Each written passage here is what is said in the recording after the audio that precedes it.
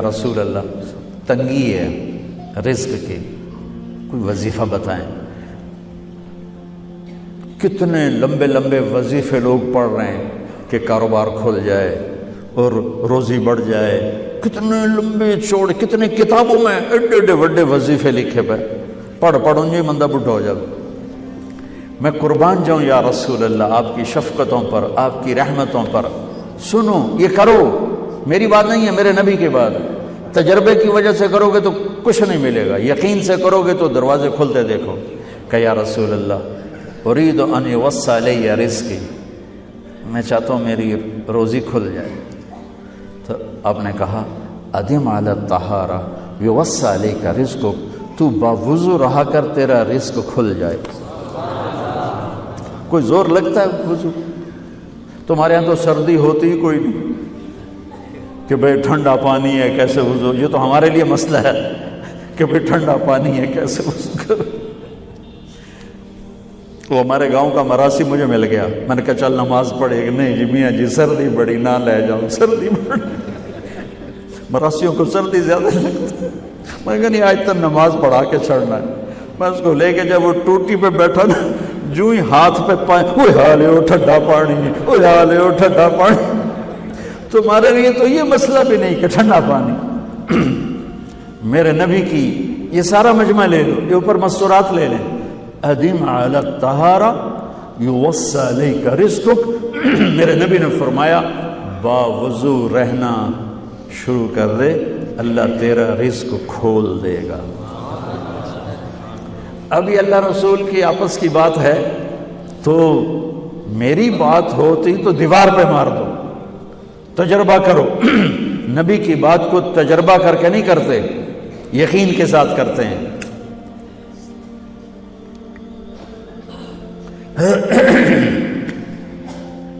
ادم علی الطہارہ یوسع علیک رزقک، باوضو رہا کر۔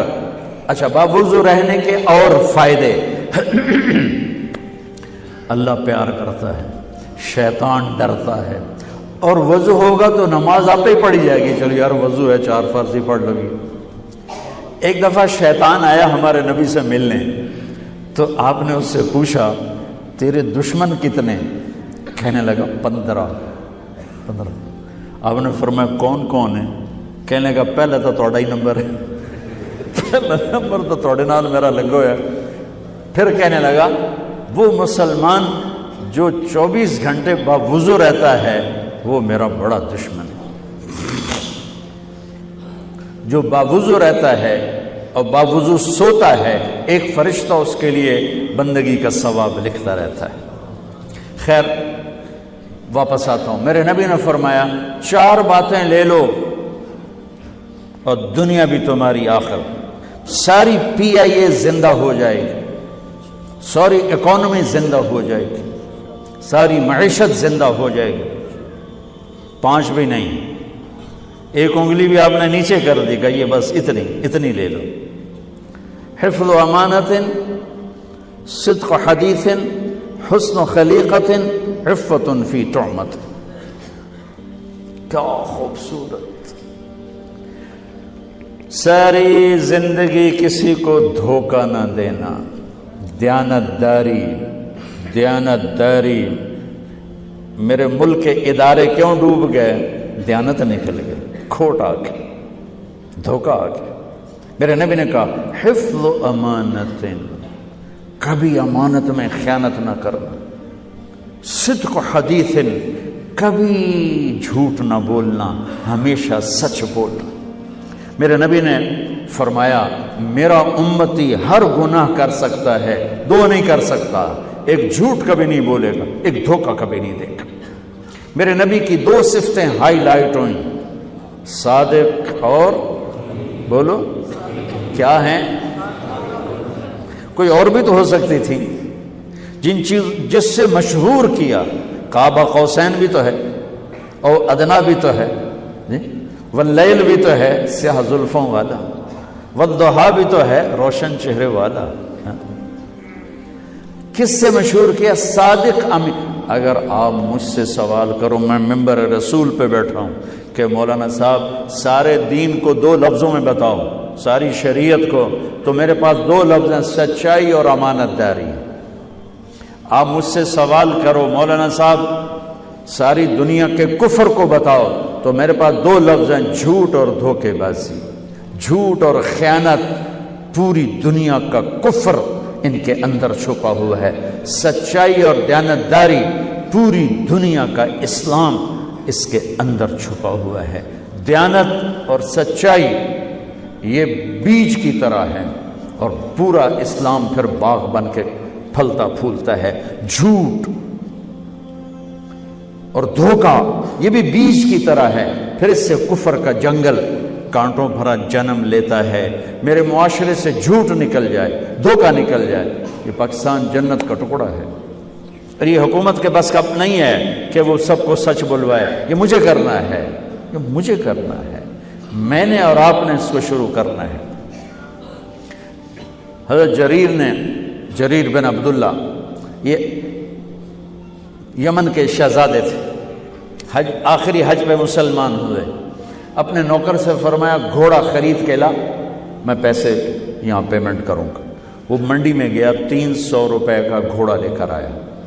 جب انہوں نے گھوڑوں کو دیکھا تو وہ قیمتی تھا، مالک کو پتہ نہیں تھا، اور یہ گھوڑوں کی نسل کے پہچاننے والے اس سے کہنے لگے تیرے گھوڑے کے 400 کر دوں؟ کر دوں؟ بڑا حیران ہو کے دیکھنے لگا، بھائی ہے کہ آپ تو مجھے چیز خریدنی ہے تو میں گھٹاتا ہوں، اور اجمل نے بیچنی ہے تو یہ اس کی قیمت بڑھاتا ہے، اور یہاں خریدار کہہ رہا ہے 400 کر دوں؟ وہ کہنے لگے کر دو۔ کہ 500 کر دوں؟ کہنے لگا کر دو۔ کہ 600 کر دوں؟ وہ تھوڑا تھوڑا گھبرانے لگا، بھائی یہ چکر کی ہے، 700 کر دوں؟ 800 کر دوں؟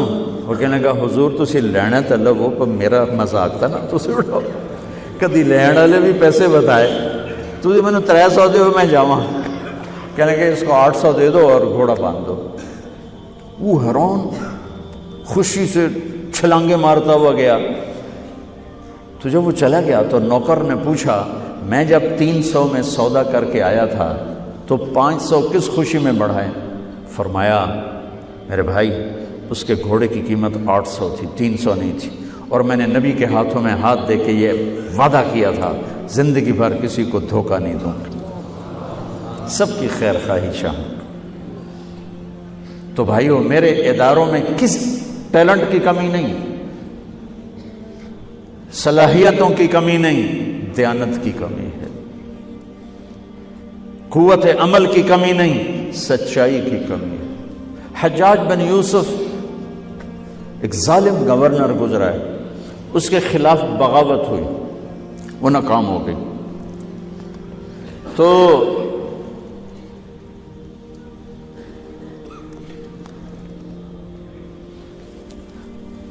کوفہ میں ایک بزرگ رہتے تھے، ان کے بیٹے اس بغاوت میں شریک تھے۔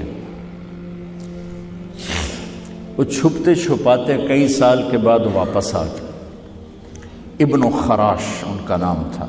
ان کی سچائی مشہور تھی کہ ابن خراش جھوٹ نہیں بولتا۔ حجاج کو پتہ چل گیا CID سے کہ آ گئے، تو اس نے کہا آج ابن خراش کا امتحان ہوگا۔ اس کو کھانے پہ بلایا، عنوان ہی نہیں بنایا تفتیش کا، کھانے پہ بلایا اور کھانا شروع ہو گیا۔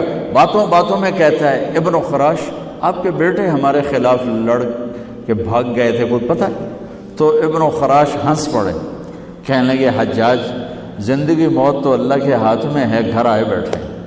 تو اس نے کہا تیری سچائی کو سلام کرتا ہوں، اگر تو جھوٹ بولتا یہیں تیرا سر اتارتا، پھر تیرے بیٹوں کا جاؤ سلام ہے تیری سچائی کو، تیرے بیٹے تجھے مبارک ہوں، مسلمان جھوٹ نہیں بولتا۔ میرے نبی سے پوچھا گیا یا رسول اللہ کیا مسلمان بزدل ہو سکتا؟ کہا کیا مسلمان بخیل ہو سکتا؟ آپ نے کہا۔ پھر پوچھا گیا جھوٹ بول سکتا؟ کہا نہیں، جھوٹ نہیں بول سکتا۔ تو دو باتیں حدیث پاک کی، صدق و حدیث، حفظ و امانت، یہ دو باتیں زندہ ہو جائیں تمہارے سارے ادارے زندہ ہو جائیں، ہم نقصان سے نکل کر نفع میں آ جائیں گے، نفع میں آ کر اوروں کو دینے والے بن جائیں گے۔ اس ملک میں اتنے خزانے اللہ نے چھپائے ہیں، اور اس ملک میں اتنے اللہ نے استعداد والے لوگ پیدا فرمائے ہیں، صرف 2 چیزوں سے ہم مار کھا رہے ہیں، ہمارے جو ادارے ڈوب رہے ہیں، وہ گلگت سے لے کر گوادر تک، اس میں وسائل کی کمی نہیں، سچائی کی کمی ہے، دیانتداری کی کمی ہے، اور یہ ریلیٹڈ ہے رب ہونے کے ساتھ کہ ہم نے اللہ کے رب ہونے میں شک کیا تو ہم غلط راہوں پہ چل پڑے۔ رب تو اللہ ہے، دینے والا تو اللہ ہے،